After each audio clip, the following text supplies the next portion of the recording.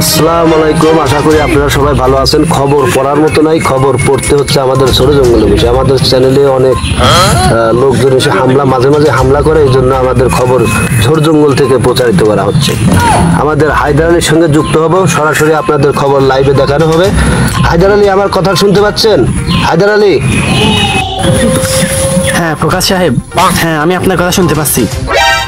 আপনারা ডান্স হয়তো জীবনে অনেক দেখেছেন, কিন্তু তার মতো ডান্স কোনোদিন না।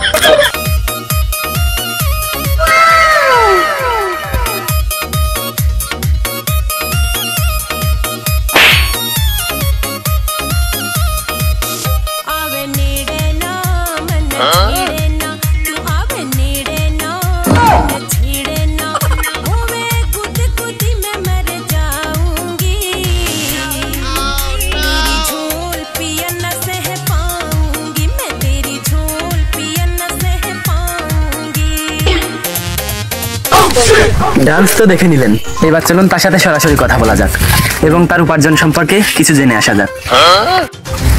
আমরা কিন্তু চলে এসেছি তার কাছে, চলুন তার সাথে সরাসরি কথা বলা যাক।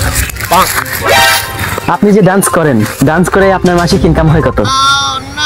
ইনকাম তো এটা বলতে পারি না, হচ্ছে কারণ আমি না ডান্স করি 100 লক্ষ হয় বাড়ির লোক। আপনি ডান্স করে 100 লক্ষ খাওয়ান। তো আপনারা দেখে নিলেন তিনি ডান্স করে অনেক টাকা উপার্জন করেন। চলুন পরবর্তী বিষয় নিয়ে গবেষণা করা যাক।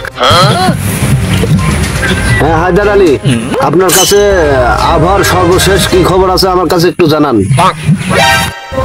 ফোকাস সাহেব, আপনি আবহাওয়া এবং দুর্যোগ বিষয়ে কিছু জানতে চেয়েছেন, আপনাকে কিছু জানিয়ে দিই। এই যে দেখুন, অতিরিক্ত বৃষ্টিপাতের কারণে খালগুলো কিন্তু ভরে গেছে। এটা কিন্তু প্রাকৃতিক খুব বড় একটা দুর্যোগ। আনুমানিক শোনা গেছে একজন ব্যক্তি অতিরিক্ত বৃষ্টিপাতের কারণে পানির মধ্যে এখনো ডুবে আছেন। চলুন তার সাথে এখন কথা বলা যাক। আচ্ছা, অতিরিক্ত বৃষ্টিপাতের কারণে আপনাদের গ্রামের কি ক্ষয়ক্ষতি হয়েছে আমাদের একটু জানান। অনেক বৃষ্টি হয়েছে, আমাদের গ্রামে যত পাটের ক্ষেত ছিল সব ডেঙায় পড়ে গেছে। পাটের ক্ষেত ডেঙায় পড়ে গেছে? আচ্ছা, আপনাদের গ্রামের পাটের ক্ষেত সব ডেঙায় পড়ে গেছে, তো আপনি এত পানির মধ্যে কেন? এখানে আনুমানিক কত পানি আছে আমাদের একটু জানান। অনেক পানি, খুব বেশি। দাঁড়ান তো একটু।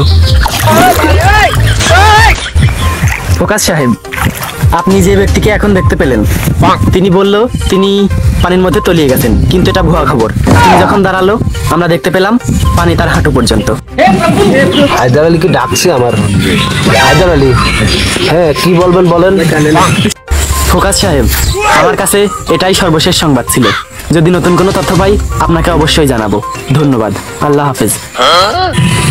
আমার ভোদাই আমার পিলে চলকানি সংবাদ দিছে, এই সংবাদ মানুষ শুনবনি না, বাদ দাও।